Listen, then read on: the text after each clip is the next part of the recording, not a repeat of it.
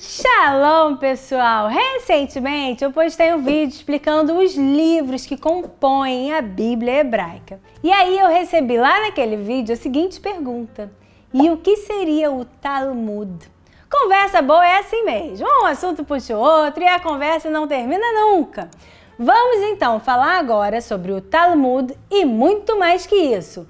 Vamos dar uma olhada em toda a literatura religiosa judaica que não termina nem no Tanar e nem no Talmud. Eu vou fazer isso em 2 vídeos. Ela começa pelo Tanar, passa pelo Talmud e vai muito além. Na verdade, vai até os dias de hoje. Nesse exato momento que você está assistindo essa aula, tem alguém publicando alguma coisa em algum lugar do mundo que adiciona mais um tijolinho na coleção judaica de escritos religiosos. Isso porque o judaísmo tem embutido no seu DNA um conceito que é expresso de forma erudita pela palavra hermenêutica. Vejam como o dicionário define hermenêutica: conjunto de preceitos ou técnicas para a interpretação de textos religiosos e filosóficos, especialmente os textos sagrados, ou 2, interpretação do sentido das palavras. Ficou claro, né? Hermenêutica é a interpretação do que o texto queria dizer no entender de cada um de seus leitores. Hermenêutica em hebraico é parshanut, que o dicionário define como sendo comentário, explanação, exegese, interpretação. Essa é uma raiz bem rica e importante em hebraico. Daí vem, por exemplo, Parashá ou Parashat Shavua, que é a porção semanal de estudo da Torá. Aliás, nós estamos fazendo no Instagram uma série de 1 ano inteiro, ensinando uma palavra de cada Parashá toda semana. Se você ainda não nos segue no Instagram, esse é o momento, vai lá ver. Lefaresh, com esse mesmo radical, é interpretar. E perush é sentido ou significado. Mas voltando, eu disse que o judaísmo tem embutido no seu DNA a parshanut, a hermenêutica. Isso porque no seu texto fundacional, a Torá, mais especificamente no livro de Devarim, Deuteronômio, capítulo 30, temos os seguintes versículos que eu vou falar para vocês em português. Com certeza, essa instrução que eu, Deus, lhe ordeno esse dia não lhe é desconcertante nem está longe do teu alcance. Ela não está no céu para que você diga: quem dentre nós pode subir ao céu, apropriar-se dela por nós e transmiti-la para que possamos cumpri-la? Nem está além do mar para que você diga: quem dentre nós pode atravessar ao mar, apropriar-se dela por nós e transmiti-la para que possamos cumpri-la? Não, ela está bem perto de você, na sua boca e no seu coração, para cumpri-la.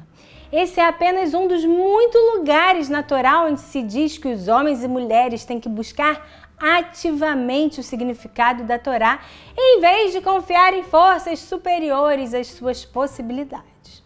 A vitalidade do judaísmo e de qualquer cultura que almeja a continuidade reside na capacidade de interpretação e de renovação.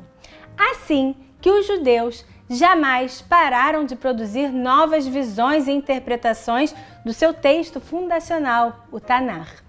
E no momento que o consenso canonizou o Tanar como um conjunto fechado de livros, os judeus começaram a produzir novas interpretações de seus textos. Algumas dessas interpretações emergiram da necessidade de adaptar as regras da Torá a novas circunstâncias. Por exemplo, a proibição à poligamia, que era regra na Torá. Essas interpretações são de natureza legal. O nome genérico para essas interpretações é Halachá.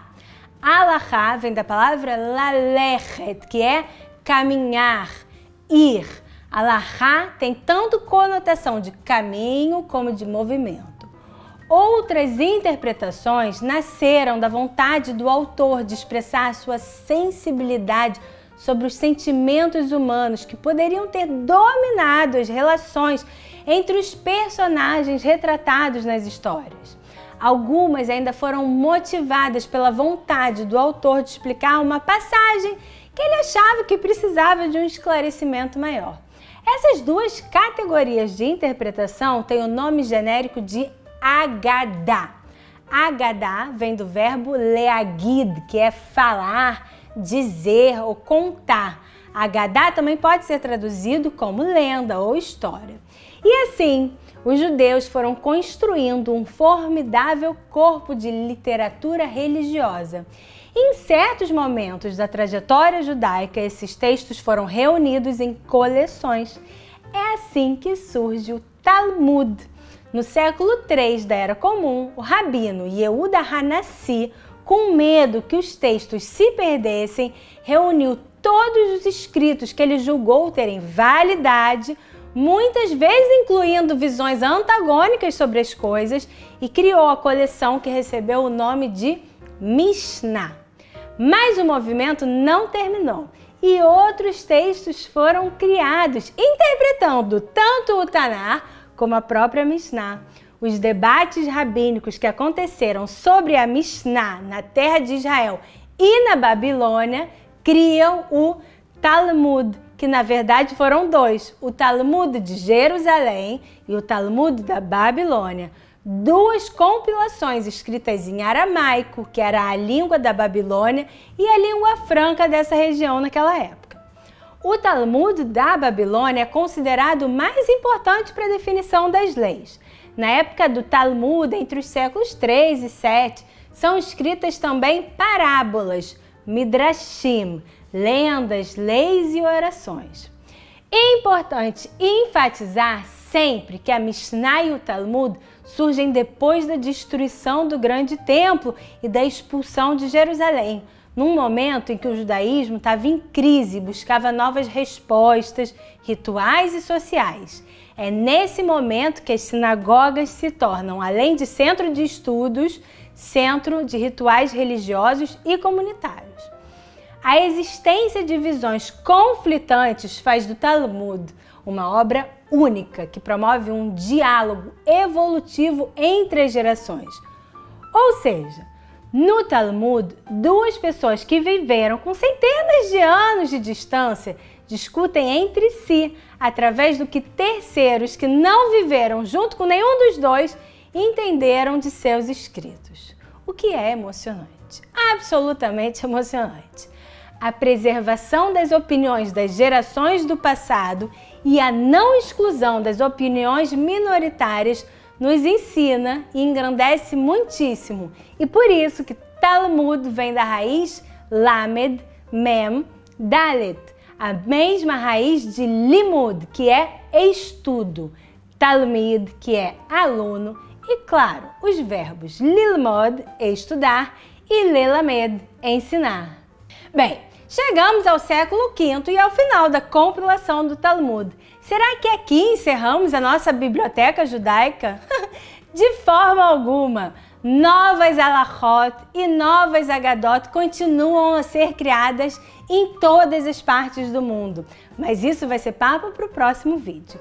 E antes de terminar, eu preciso explicar para vocês que o hebraico do Tanar e o hebraico do Talmud já é bem diferente. Nessa época, o hebraico ainda era uma língua falada no cotidiano, mas como vocês podem imaginar, já recebia muita influência do aramaico, principalmente nas grandes comunidades da Babilônia.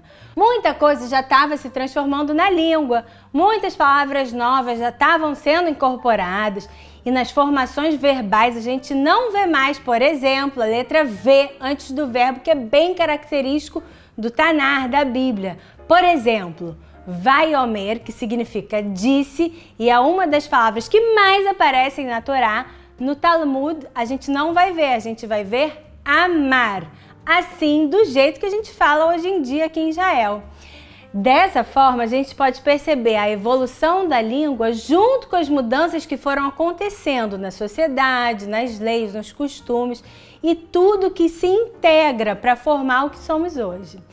Se você gostou dessa explicação, aguarde, porque eu ainda quero continuar a contar para vocês essa história toda.